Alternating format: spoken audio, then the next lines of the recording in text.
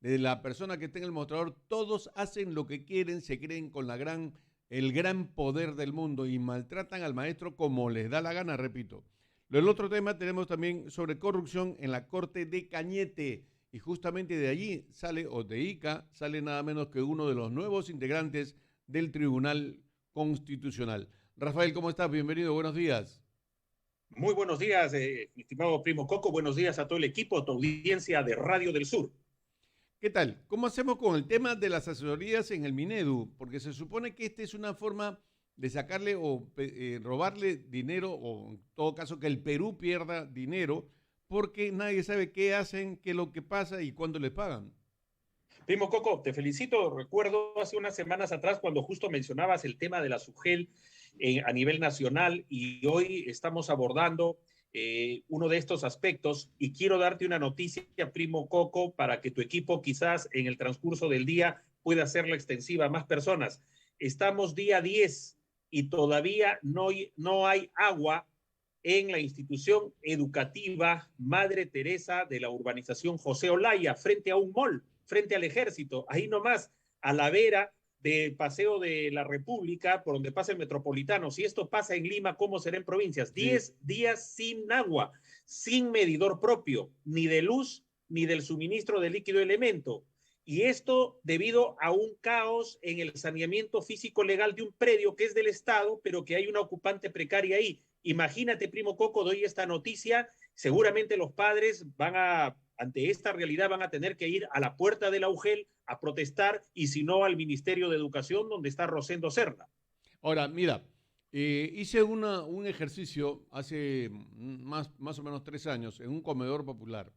El comedor popular no tenía, digamos, medidor de luz, ¿ok? El medidor de luz te lo ponen al día siguiente, los de Luz del Sur, porque saben que es un cliente nuevo y van a ganar plata, ¿de acuerdo? ¿Ok? Uno. El agua, lo mismo, o sea, el asunto acá es un tema de eficiencia. Tenemos realmente gente incapaz en todo el estamento del Estado y lamentablemente no funciona. Primo, ¿cuándo se inició esto? Efectivamente, en este caso, viendo el tema de la UGEL 7, que es una de las UGEL que maneja los distritos más mesocráticos de Lima, San Isidro, Miraflores, San Borja, Surco, Surquillo, Chorrillos. Y esta es una realidad muy triste. ¿Cuándo se inicia el descalabro de la educación en el Perú? Lamentablemente fue con el Fujimorato. Después del golpe del 5 de abril, vimos cómo llegaron algunos izquierdistas que son hábiles con sus ONG a prestar servicios. ¿Te acuerdas, primo Coco, que el Ministerio de Educación estaba en una calle de San Borja, Van de Velde? En esta calle era una manzana tremenda que después se ha vendido, se hace edificio seguramente, pero ahí estaba el Ministerio de Educación después de haber estado en la avenida Bancay con Nicolás de Piérola. Y entonces las ONG de izquierda comenzaron y el Fujimorato les fue dando poco a poco, espacio. Llegó Paniagua Toledo, con Toledo ya las ONG metidas en el sector educación eran tremendas y comenzaron a darle la elaboración de los textos escolares, primo Coco. Es decir, teniendo especialistas el ministerio, gente nombrada que venía de atrás, teniendo su INIDE, Instituto Nacional de Investigación y Desarrollo, creado por Velasco, teniendo sus unidades de edición y sus imprentas, ¿qué hace durante el Fujimorato los ministros de Educación? Le dieron a las ONG de izquierda, entre ellas una de Gloria Helfer y otras más, y sobre todo hacen convenios con editoriales extranjeras para que hagan los textos escolares y los libros, primo Coco. Ahí comenzó la debacle. Y no solo eso, porque al poderlos hacer, ellos también tenían mucha influencia en el texto de lo que ponían. Mira, en el texto se vio en el caso de Toledo, del gobierno de Toledo, algo más grave, primo Coco. Esas ONG vendieron la idea de la Comisión de la Verdad y Toledo se creyó ese cuento. Vino la Comisión de la Verdad, integrada por las ONG que defendían con abogados a personas acusadas de terrorismo y que cobraban indemnizaciones jugosas en la Corte Interamericana de Derechos Humanos, y las ONG con la Comisión de la Verdad dijeron, vamos a los contenidos. Esto no es terrorismo, esto es conflicto interno. Esto no es atentados contra la vida, del cuerpo, la salud de las personas y instalaciones, la infraestructura de un país, sino es una guerra interna. Entonces comenzaron a desdibujar las cosas y a los terroristas comenzaron a poner a Abimael Guzmán en los textos escolares y vino ahora la ideología de género, primo Coco. Por tanto, esas editoriales que son services, es decir, el Ministerio de Educación no quiere hacerlo, contrata a unos terceros para que le hagan el contenido y por tanto se deja en manos de una cúpula de gente sobre todo de izquierda para que elaboren los contenidos. Renuncia el Ministerio de Educación a hacer las cosas y le presta todo a las ONG y a los convenios con editoriales extranjeras que te ponen cuentos de Suecia, de Dinamarca, de España incluso, pero no te ponen a los autores peruanos, no te ponen a los autores nacionales.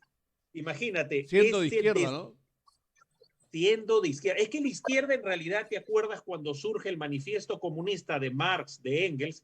La izquierda habla proletarios de todos los pueblos, unidos, y ellos hablan del internacionalismo. La izquierda siempre va a ser vendepatria, la izquierda siempre va a ser traidora a la soberanía de la República, porque la izquierda marxista-leninista es internacionalista y hoy es globalista, y por tanto su objetivo es destruir las fronteras nacionales, dizque para abrir el mundo a los proletarios cuando hoy solamente defienden los intereses de 20 o 30 corporaciones mundiales más poderosas. Eso es el comunismo. Que ya bajaron incluso a menos todavía. Bueno, menos todavía. Damos la bienvenida a José Briceño. José, ¿cómo estás? Bienvenido, buenos días. Primo Coco, Rafael, amigos de Café con Leche, muy buenos días. Aquí en esta mesa de diálogo para tratar de echar un poco de luces acerca de la presencia perniciosa, ya lo dijo Rafael. Firmo lo que Rafael Romero acaba de manifestar. Me solidarizo con su indignación frente a esta presencia, como repito, perniciosa de estos organismos no gubernamentales, ONGs, en el Ministerio de Educación y lo que políticamente se está haciendo de esta entidad del Estado. El Ministerio de Educación está siguiendo una política educativa totalmente errada, con una agenda propia a favor de las organizaciones no gubernamentales de izquierda y en detrimento de la educación y de la población, atacando con esto, vulnerando los derechos. ¿Entró una llamada, algo? Están pasando de gobierno a gobierno. Comenzó con Toledo, de ahí pasaron a Humala, siguieron con Pedro Pablo Kuczynski y hasta el día de hoy con Pedro Castillo.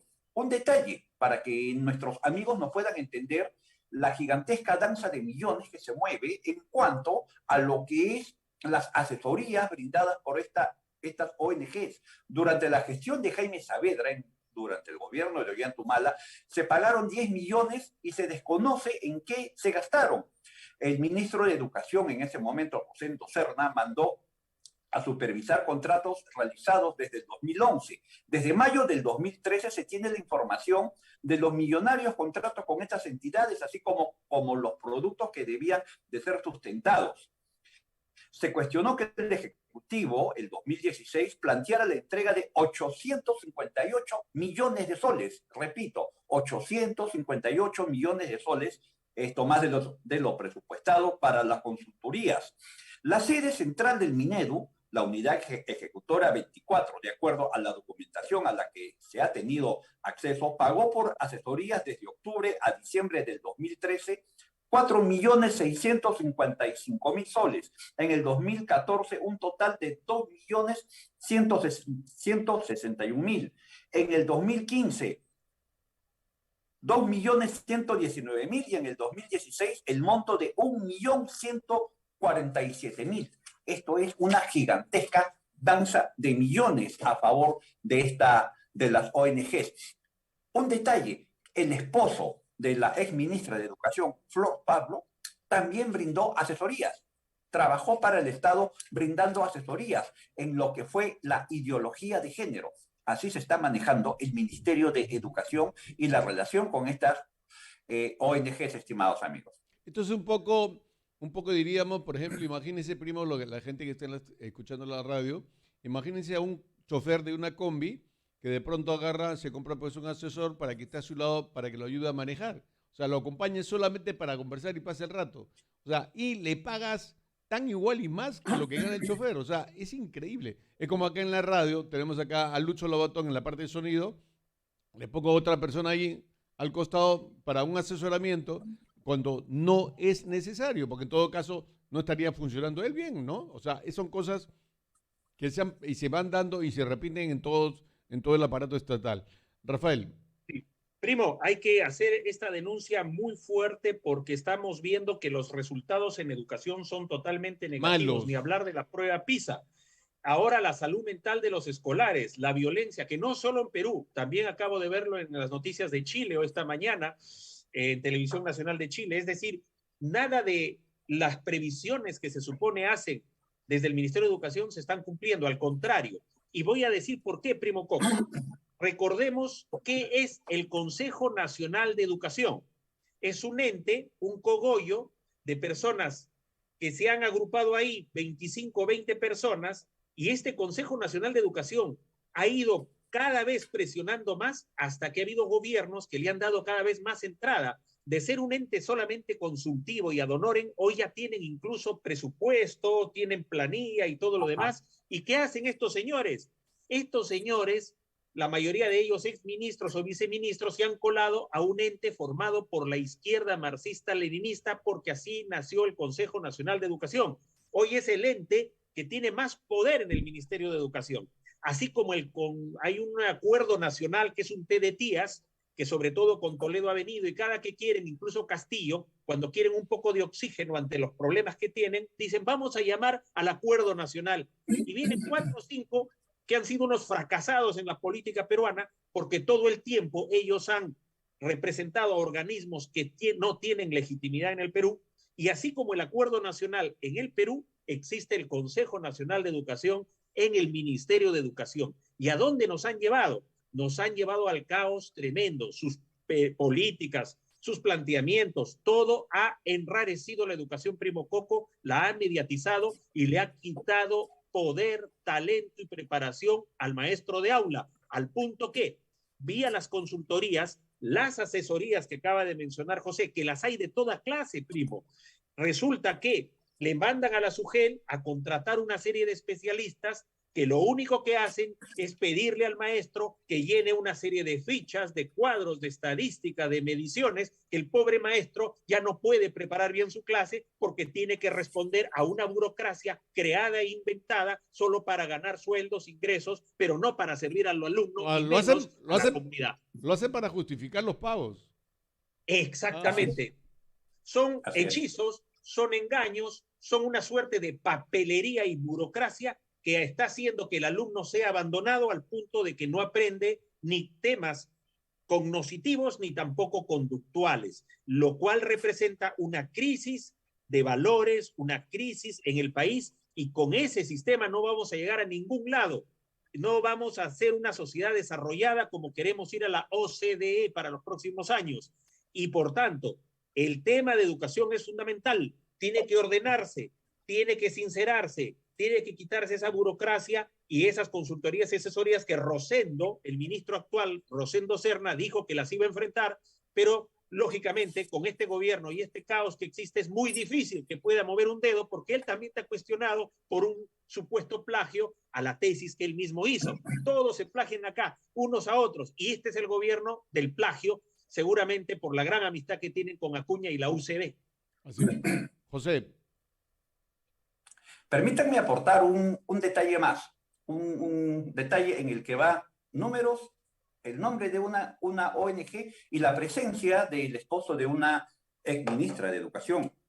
El 11 de mayo del 2019 se dio a conocer que la ONG Global Affairs Canadá, de la que participó el esposo de la entonces ministra de Educación, Flor Pablo, hizo consultoría sobre enfoque de género por $6 millones en el Ministerio de Educación, $6 millones. Entre los objetivos que tenía como ONG para dicho proyecto, precisaron en su momento en el primer punto que pretendían mejorar la capacidad de los gobiernos regionales de la planificación sensible al género y articulada con los niveles de gobierno nacional y local. Para el proyecto se presupuestó la suma de $6.452.423 soles, un despilfarro total de recursos del Estado. Esto es grave, Rafael. Esto es un escándalo. Y tenemos niños que se mueren. Es intolerable, amigos. Claro, y tenemos niños que se mueren de frío, de las en Puno, todos los años y no se hace nada por eso. Primo, hay un hecho grave que sumamos en tu programa y justo muy bien con la información que nos da José.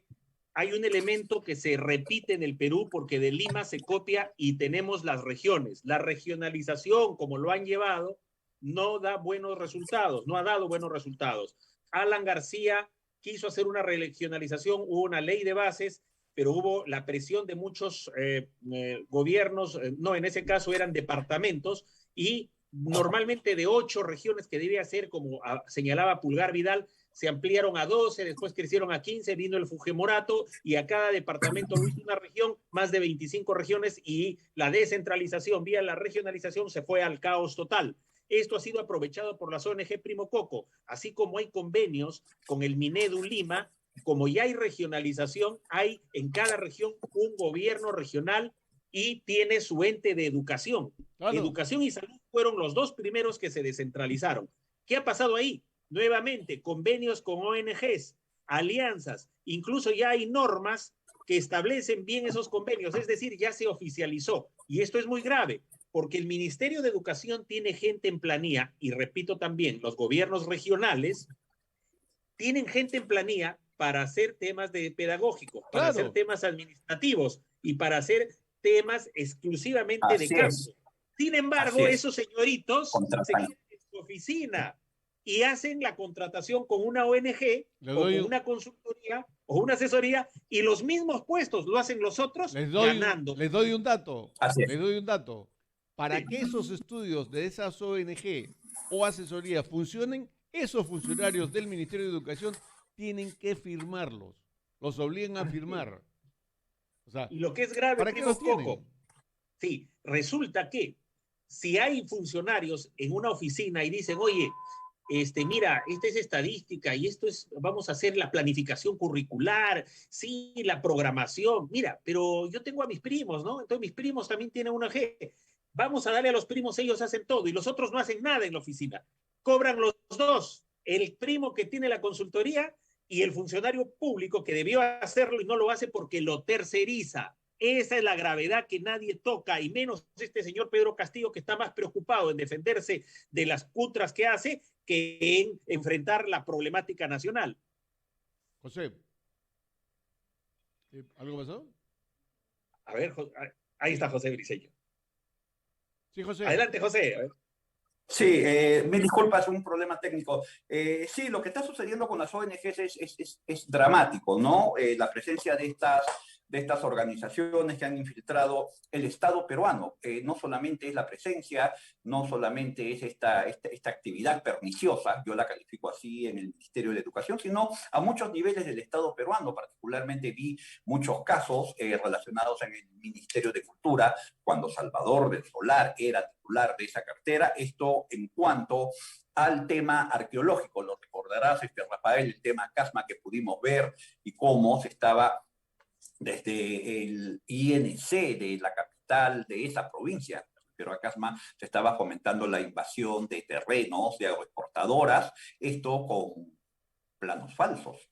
Este tema se expuso ante el marco legal del Ministerio de Cultura y no pasó nada, no sucedió nada. El arqueólogo que estuvo detrás de esto, no voy a mencionar el nombre por cuestiones obvias, el arqueólogo que estuvo detrás de esto, según un testimonio de una abogada del marco legal que me lo brindó dentro de este ministerio, me mencionó que no le iba a suceder nada, pues era muy amigo del entonces ministro Salvador del Solar. Y efectivamente no sucedió nada. Se falsificó planos, se extorsionó empresas agroexportadoras, esto en base a ONGs, y Salvador del Solar no hizo nada. El ministerio no activó. Bien. Pasemos ahora, Rafael, sí, ¿un comentario, Rafael? Solo quería acotar algo, cerrando el primer tema de las consultorías, asesorías y las UGEL. Tú lo has dicho, Primo Coco, cada UGEL es un ministerio en chiquito. Y esa unidad de servicio público tiene que ver lo mejor para que la educación sea impartida en su jurisdicción. en su circunscripción a donde llega cada UGEL en el Perú. Pero las UGEL también existen con los gobiernos regionales. Se está dejando de lado la calidad, la honestidad, y se está buscando personas no idóneas para estar al frente de una UGEL. No puede ser posible que un colegio esté más de 10 días sin agua, cuando hace 2 años se ha venido a través de documentos pidiendo a la UGEL que tomen cartas en el asunto, y no lo han venido haciendo. Han esperado que el conflicto siga para recién decir que vamos a hacer lo posible. Cuando, primo Coco, sabemos que si yo voy a Sedapal hoy, que si yo voy a Luz del Sur y hago un trámite, ese trámite comienza a dar resultados. Pero hasta ahora, la UGEL 7 no ha mostrado si está haciendo el trámite o no. ¿Cuánto tiempo más los padres de familia van a estar esperando la acción de la UGEL? Porque son ellos y la DRE los que tienen que ver los surtidores de servicios de luz y agua, medidores, suministros, y no es el colegio. Son ellos los que tienen que ver. Yo me pregunto, ¿dónde está la asesoría legal de la SUGEL? La SUGEL tienen abogados, tienen ASGESE, una unidad, y tienen una cantidad enorme de nomenclaturas, de burocracia, y que han hecho durante 2 años para llevar al extremo en el que padres de familia hoy no saben qué hacer porque sus hijitos no tienen agua. Ese es un tema muy delicado, primo Coco, y te felicito por tocar el tema de la educación, porque se necesita. Como estamos viendo violencia entre escolares y todo, es porque la responsabilidad viene de arriba, no es el profesor de aula, es la alta burocracia que vive muy bien con 14 o 16 sueldos y comisiones al año, mientras el profesor del aula se saca la mugre luchando, hay una burocracia que no escucha al maestro, no escucha al alumno y no escucha al padre de familia. En realidad las UGEL no están funcionando hace tiempo. Realmente para mí son antros de corrupción. Lamentablemente es así. Vamos ahora con el tema de la corrupción en la Corte de Cañete, que me interesa mucho porque hay un integrante del Tribunal Constitucional que viene de Ica, se habla muy bien de él. Pero en fin, ¿qué pasa con el tema de la corrupción en la Corte de Cañete? Tú tienes un trabajo, José. Primo Coco, te propongo tocar este tema, si es que con tu venia, en 2 oportunidades, porque el tema es demasiado amplio, demasiado largo, demasiado frondoso para tocarlo solamente en 10 minutos. Te propongo hacer una introducción ahora y con tu venia poder desarrollarlo también el día miércoles con un poco más de amplitud, ¿no? Perfecto. En 10 minutos me va a ser imposible tocar in extenso este tema. Simplemente como una breve introducción, permítanme decir que vengo llevando a cabo un trabajo anticorrupción relacionado a la Corte de Cañete desde hace 2 años atrás, ¿no? La Oficina de Control de la Magistratura hizo un trabajo de inteligencia en el que se determinó luego de esa investigación que jueces de la Corte de Cañete debían ser sancionados y uno debía ser expulsado por relaciones indebidas con organizaciones criminales dedicadas al tráfico de tierra. La segunda fiscalía, presidida o dirigida por Bersabe Revilla Corrales, también hizo una investigación preliminar al respecto y determinó relaciones también indebidas por parte de estos jueces con organizaciones dedicadas al tráfico de tierras. Y en ambos casos, tanto en el Comité Ejecutivo del Poder Judicial, tanto como en la segunda Fiscalía Especializada en Delitos Cometidos por Funcionarios Públicos, archivaron las investigaciones de manera increíble, a pesar que los habían catalogado de ser organizaciones dedicadas, en el caso de la Fiscalía, a dar protección a traficantes de tierras. El día domingo pasado se publicó en Expreso, en la columna de Rafael Romero, bajo el título Juez García Huanca y OCMA, un amplio recordaris del quehacer de estos magistrados, especialmente del juez García Huanca, quien en su momento fue presidente de la Corte, ¿no? Un detalle sobre lo contado en la columna de Rafael. Ahí se habla de una escritura imperfecta. La cual, mediante un trabajo acucioso, un trabajo muy bien hecho por parte de la Policía Nacional del Perú y su división de criminalística de grafotecnia, se dieron cuenta que este documento había sido falsificado, que una hoja de que una hoja de esa escritura imperfecta había sido tipiada bajo el sistema de una impresora de inyección de tinta, y ese documento original proviene de 1994. En 1994, en 1999, como es el caso de esa minuta, no teníamos todavía el sistema, muy difundido el sistema, de la inyección de tinta. Todavía nuestros escritos, ustedes recordarán, Rafael, Primo Coco, los imprimíamos con cinta, con el sistema de cinta. Bien, no solamente ellos, sino que en esa escritura imperfecta se determinó que el hijo del principal implicado figuraba con un DNI que no le correspondía, siendo menor de edad. Ese mismo número de DNI figura en ese mismo documento consignado a otro nombre. Entonces, esto es verdaderamente increíble, Primo Coco. Tengo aquí este documento que lo voy a mostrar, así a mano alzada para que lo puedan ver. Es la pericia grafotécnica de la policía, que determinó que las falsedades genéricas en esa minuta de compra y venta. ¿Y por qué me permito señalar? Porque va a ser determinante en la parte final, en este punto a la cual me voy a referir. En la parte conclusión, la supuesta incriminada escritura pública imperfecta corresponde a un documento impreso mediante impresora de computadora de inyección a tinta de tecnología moderna. No proviene de la matriz de cotejo a máquina mecanográfica empleada en la impresión oficial de la documentación de archivo del año 1999 expedida por el Juzgado de Paz de Primera Instancia del Distrito de Chilca. Falsificaron una escritura imperfecta. Ese número de DNI, ese número con el que se identifica al hijo de Frank Tas López de Romaña, que es el actor principal de este tema, es consignado de igual manera en el DNI, es consignado en el DNI, en el número de libreta electoral de la persona a la que figura en la compra y venta de esta minuta imperfecta. El número es el 40449875. 40449875. Tengo aquí copia amparada en un documento original, en un documento legal, de la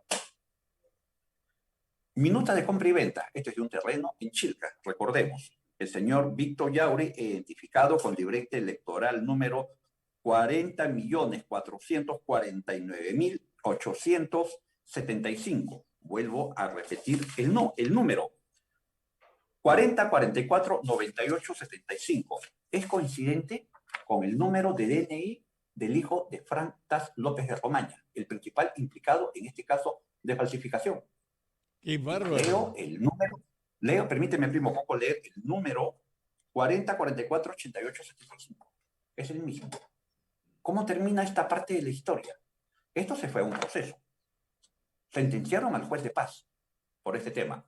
Y el accionante, el principal implicado, quien echó a andar toda esta maquinaria de falsificación, Frank Tas López de Romaña, no fue sentenciado. A él no le pasó nada. Hace aproximadamente 2 semanas, no, ya un mes atrás, Primo Coco, se detectó que se habían nombrado jueces ilegales en la judicatura de Cañete. Tanto así que esto se puso en conocimiento de la doctora Elvia Barrios, esto mediante las publicaciones en medios de comunicación de Cañete, y ella tuvo que viajar presurosa a la corte y tomar conocimiento de ello. Y efectivamente, se habían nombrado jueces de manera ilegal. Y no habían sido 2, como este servidor había denunciado, habían sido 3 jueces los que habían sido nombrados de manera ilegal. Amigos todos ellos de Luis Enrique García Huanca, en su momento presidente del Poder Judicial. El Pleno de la Sala, por mayoría, retiró esos nombramientos.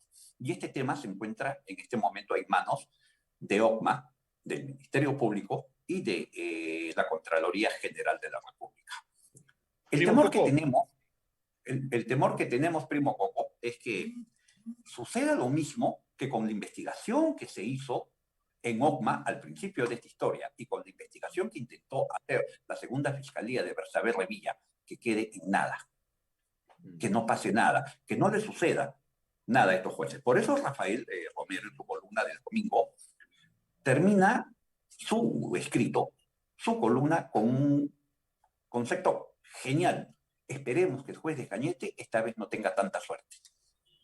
Sí. Primo Coco, yo quiero dar una alerta desde tu programa de Radio del Sur. Primero, una exhortación a los jefes de OCMA, del órgano de control de la magistratura, a la presidenta del Poder Judicial, doctora Elvia Barrios, porque la situación es muy delicada. Esto es la punta del iceberg.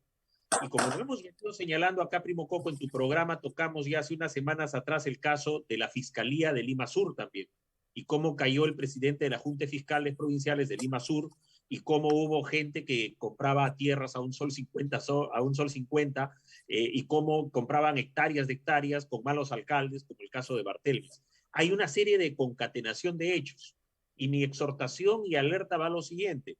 José ha venido investigando una serie de temas, como los mencionados aquí, que es una parte de una concatenación de hechos y de ilícitos, y queremos advertir y alertar, porque ya ha habido seguimiento, ha habido personas extrañas que han estado detrás de periodistas que están luchando en esto y de Pepe Briceño. Si algo le pasa a Pepe Briceño, a los periodistas que están tocando este tema, o seguramente por ahí puede venir alguna venganza. Ya sabemos cómo la Fiscalía usa a la Fiscalía de Lavado para perseguirnos, por ejemplo, cuando investigamos algo, porque es represalia, es venganza.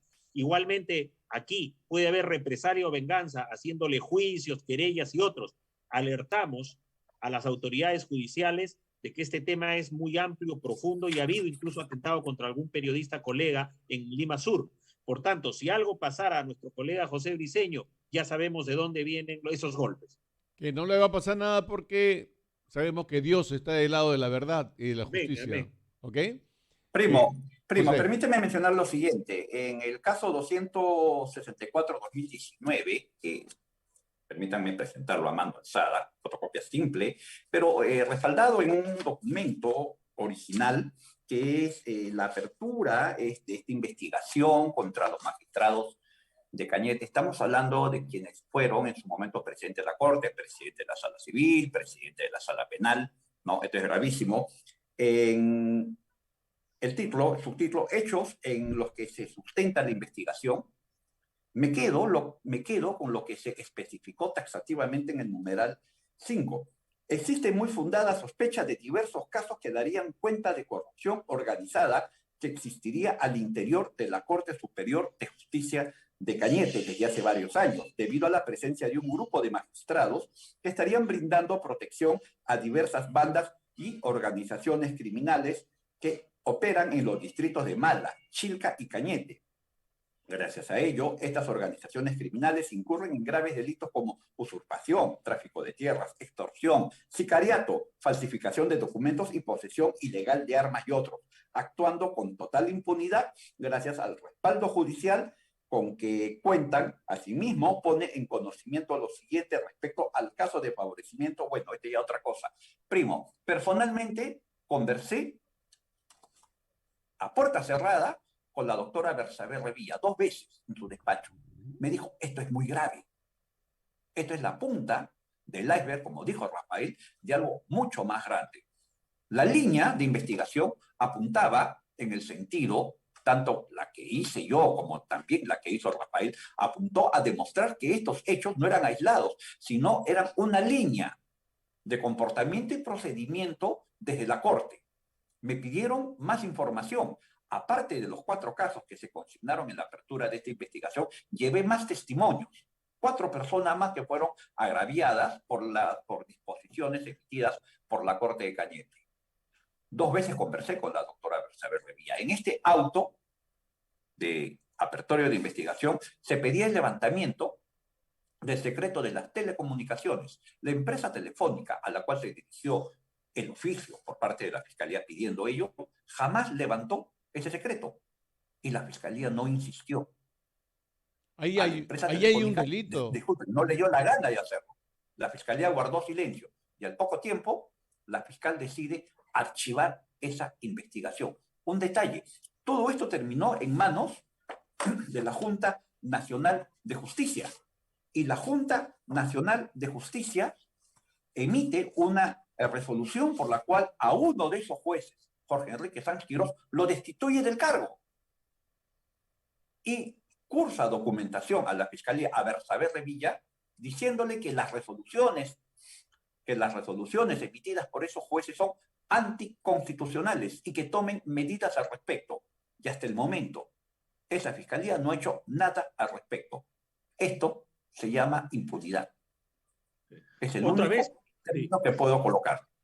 Otra vez, primo Coco, lo mismo, así como en educación las ONG, en este caso hay ONGs poderosas, son 2 o 3, que influyen mucho en la Fiscalía, influyen mucho en el Poder Judicial, y al punto de que César San Martín, su vocal supremo, presidente de una sala y ponente, en mi mismo caso contra la libertad de prensa, que quiso él que nuevamente se hable de mi caso cuando esto era antiguo, y una jueza valiente, porque fuimos y pusimos ahí los argumentos, prescribió esto. Ese mismo César San Martín que cuestionamos hace 3 semanas, ahora le permite a Odebrecht seguir haciendo obras en el Perú. Eso es un escándalo total, pero en fin, es parte de la mafia, ¿no? Son parte de la mafia. Es parte del accionar mafioso. Ahora, yo sé que Rafael va a recordar, y esto lo menciono como primicia en tu programa, primo Coco. Rafael me va a dar la razón. Cuando reventó el tema Petroperú, tanto Rafael como quien habla nos encargamos de ese tema, entramos a esta denuncia desde el punto de los 76 millones de dólares. 76 millones de dólares que había costado el cambio del logotipo de Petroperú, pagados en plena pandemia, esto hace 2 años.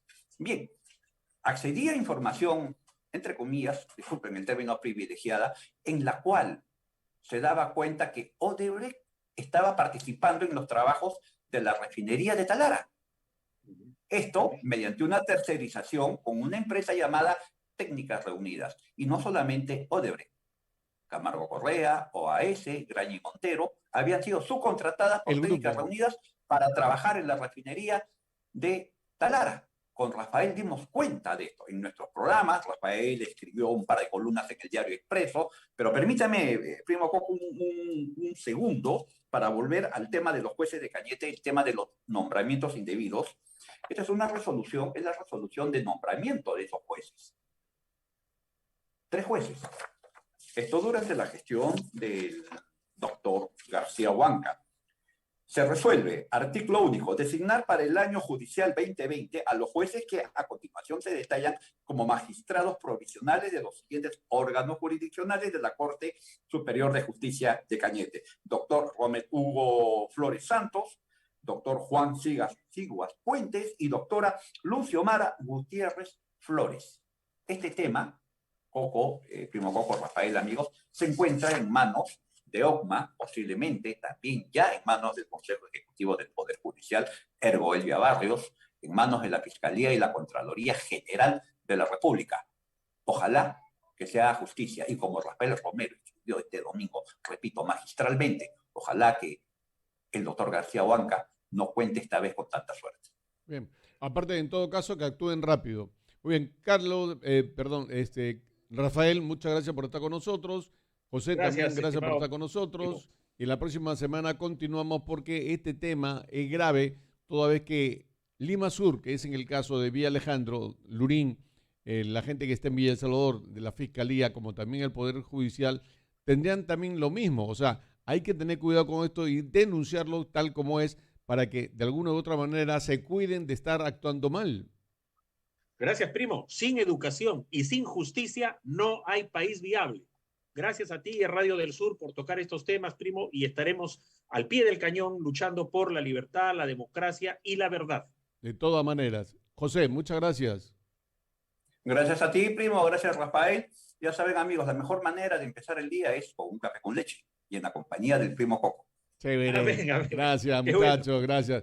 Y como se hacía antes, con su taza, ¿te acuerdas? El pocillo, con un pocillo de café. Sí, esa de metal, de fierro enlosado. Claro, exacto, con un pocillo y con leche. Con camote frito como nos daban nuestras mamás o nuestras abuelas. Exacto.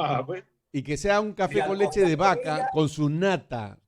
nata encima. Exacto. Al costado, la mamá sentada con el chicote al costado diciendo termina todo. Sí, Así es. Muy claro. bonito. No, Chévere. primo, permíteme mandar un saludo. Este sábado 11 se está reuniendo la promoción 84.2, promoción de ingreso a la Facultad de Educación de la Universidad San Martín de Porras, promoción de la que tengo el honor de ser parte. Nos estamos reuniendo en una reunión de confraternidad. Estoy en el distrito de San Luis. Quiero desde acá, ellos están viendo en este momento tu programa, te están siguiendo. Quiero mandar un gran saludo a la promoción 84.2 de ingreso a la Facultad de Educación de la Universidad San Martín de Porras. Nos estamos encontrando, queridos amigos, queridas amigas, estimados profesores. Nos estamos viendo este sábado para rememorar, recordar nuestras andanzas en la Facultad de Educación de la San Martín. Están de moda esas reuniones, ¿no?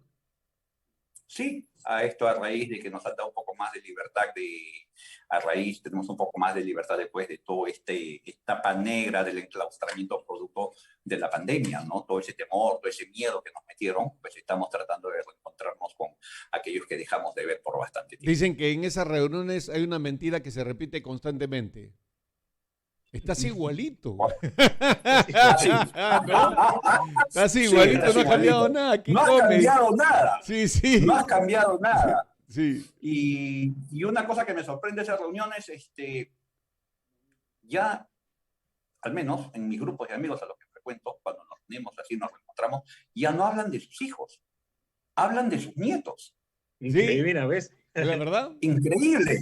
Increíble, ya no hablan de sus hijos. Hasta hace poco hablaban de sus hijos que habían ingresado a secundaria, que habían terminado primaria, y hoy relatan historias de sus nietos. Increíble, qué rápido pasa el tiempo. Ahora, primo, es bonito. José habla de sus gatos también. ¿Así? Yo hablaré de mis perros. Yo tengo 5 perros. A ver, un momento. Como bien saben, y Rafael da fe de ello. Yo no soy casado, no tengo hijos. Estoy casado con el periodismo. Mis hijos son mis artículos periodísticos y mis hijas son mis investigaciones periodísticas. Qué bueno, qué bueno. Primo, que los amigos profesores, jueces, magistrados que se comunican con José, conmigo, hay esperanza, primo. Con radios como Radio del Sur, que envíen la información a Radio del Sur. Hay colegas, incluso fiscales, amigos, dicen, oye, la situación está así. Hay esperanzas. Busquen a José, a Radio del Sur, a mí, háganos llegar la información, porque necesitamos buenos jueces supremos, buenos fiscales supremos, para que de la cabeza para abajo comience a caminar todo bien. Y buenos comunicadores también. Bueno, muy bien. Muchas gracias, muchachos. Gracias. Buena semana. Gracias.